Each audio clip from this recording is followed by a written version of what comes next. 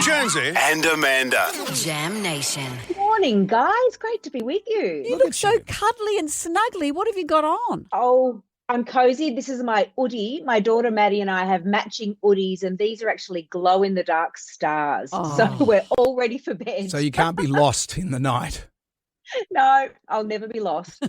You look fantastic, and we've all been well aware of your health journey. How are you going? Yeah, thanks for asking. I'm doing really well. Thank you. The cancer's in remission. I'm feeling strong. It's about 6 months post chemo now. So I'm starting to feel like me again, which is great. That's great. Look at your long, luxuriant hair.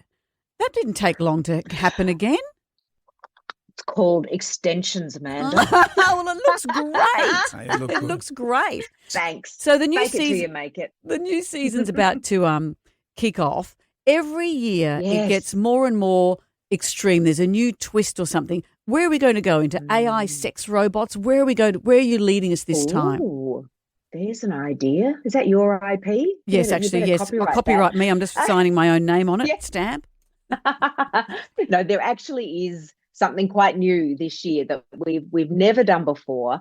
We've thrown in, I guess you'd call it a spanner, toward the end of the experiment where when we really get to the last sort of group of couples who are really serious about each other, and we throw this challenge to them that is another step closer, we think, to emulating real life, where we actually dangle some temptation in front of them, which, as we know, happens in real life. You meet other couples, there are times perhaps when someone else is there and maybe, I start to wander.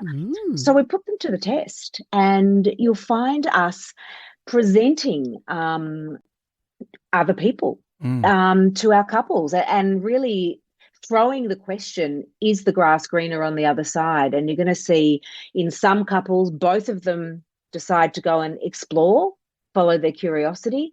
In other couples, they both say no. And then in other couples, one partner says yes and the other says no. So you can imagine what kind of mayhem that relationship's causes. over. It's quite extreme when you look at it. And I've been watching the show since it started. But things like the honesty box and ranking how the other participants look on a scale. I was doing that with my bunch of friends, and I said, imagine if we sat down and had to rank how good looking we were to all our friends. How bad would that be? Even just mentioning that. Even mentioning it makes everyone want to scratch everyone's eyes out.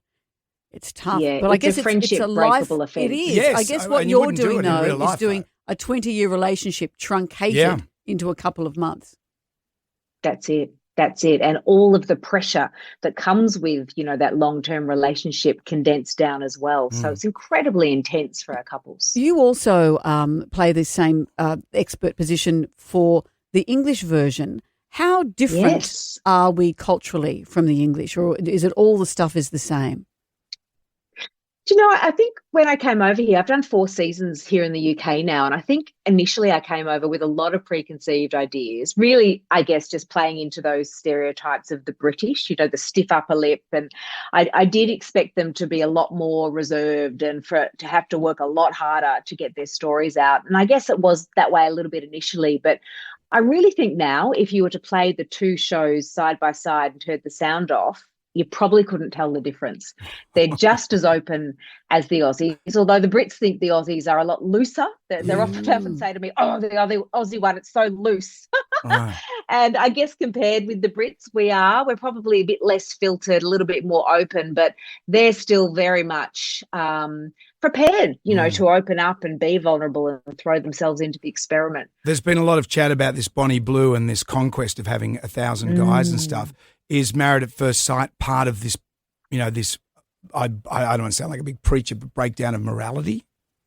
I really hope not. I certainly don't see it that way. And I don't think our audience sees it that way either. I think our audience, whilst they're there for the confrontation and they love the drama, they really do get, I believe, that underneath all of this is the quest for love, and that the heart and soul of this show or this experiment really is, if you put 2 people together without them ever having met, can a relationship work?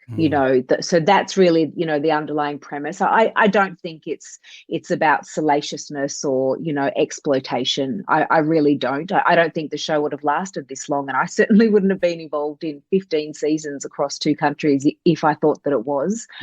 I think, I think we're talking about 2 very different things there.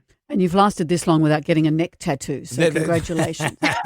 and I haven't heard you say 100%. I haven't heard you say 100%. Oh. They love 100%. 100%. But I love it when they up the ante and they say 120. No, 120. what about this lady? 2,000%. 2,000%. Well, it's been going on for a long time. You look at Adam and Eve. That's how it started. You've got to get the percentages up. Maybe God was the first. 100%. God was the first expert, and he said, was. "There you go, you He's two. the 4th one. Just don't eat the fruit." Maybe that's what you do. You tempt people with fruit and see how you go. Mel, it's Try great that next season. It's great to see that you're on the mend and you look fantastic. Thank you for joining us. The new season of Married at First Sight kicks off on Monday at 7:30 on Channel 9. Mel Schilling, thank you. Thanks, guys. Nice to see you. You take care.